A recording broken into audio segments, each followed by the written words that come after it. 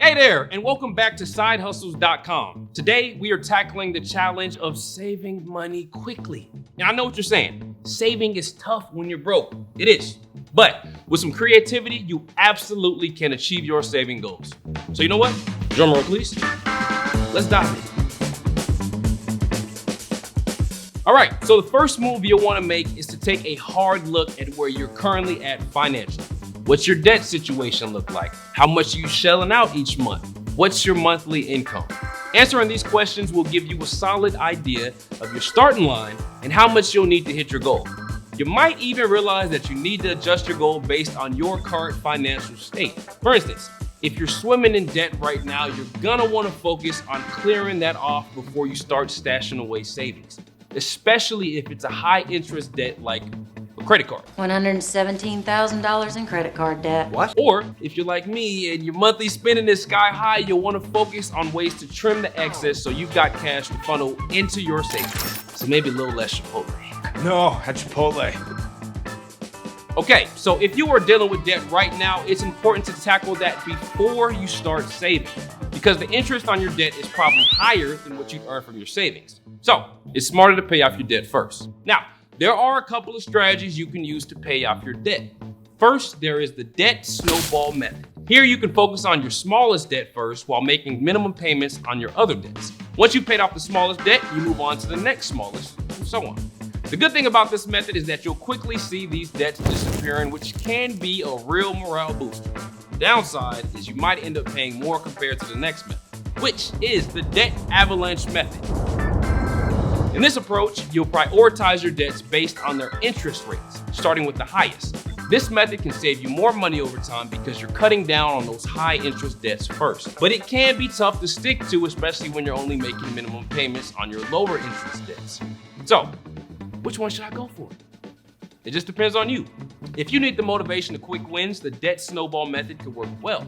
But if you're disciplined and you want to save more in the long run, you might prefer the debt avalanche method. Once you've picked a strategy, it's time to get started. Make a list of your debts and arrange them from smallest to largest or highest to lowest interest rate. Then start tackling your debt according to the method that you have chosen. Next, let's talk about setting a money savings goal that is actually doable. I mean, it's doable, but... Start by figuring out, what is it that you're saving for? Is it a house deposit, an emergency fund, or maybe a wedding, a car, a vacation? The clearer the goal, the easier it'll be to stay on track.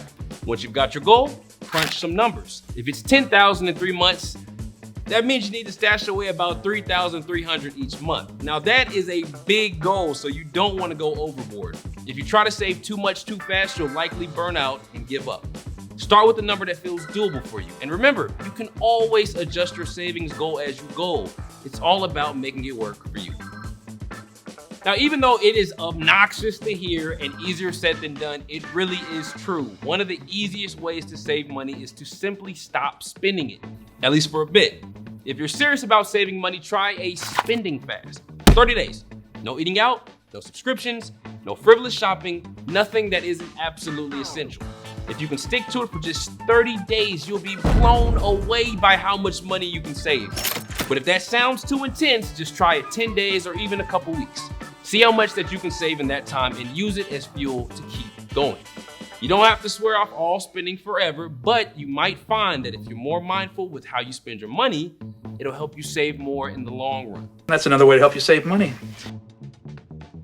All right, let's talk about the biggest money sink of them all. Housing costs, your rent, utilities, etc. Now, you might not be able to do much with your rent unless your lease is almost up, but there are other ways to save. Now, I'm sure you've already considered this option, but it's worth repeating. Just hear me out. Find a roommate.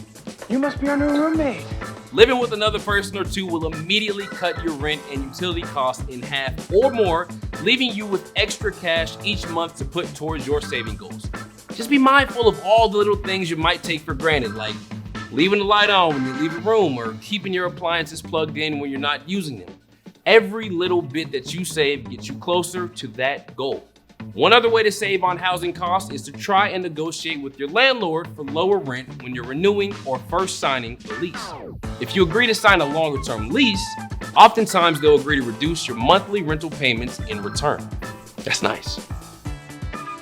The next key to saving is to start making some extra money. And the best way to do that is with a side hustle or freelance gig.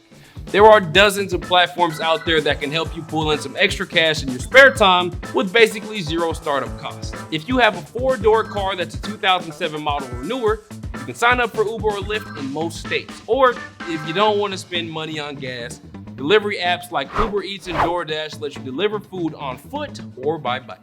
Look, saving money can feel impossible at times, but with some smart planning and discipline, you can hit that savings goal. The key is to start small and think outside of the box. Well, that's all for today, folks, but be sure to visit our website, sidehustles.com, or click the link in the description below for more ways to save and side hustle ideas. Until next time, I'm out.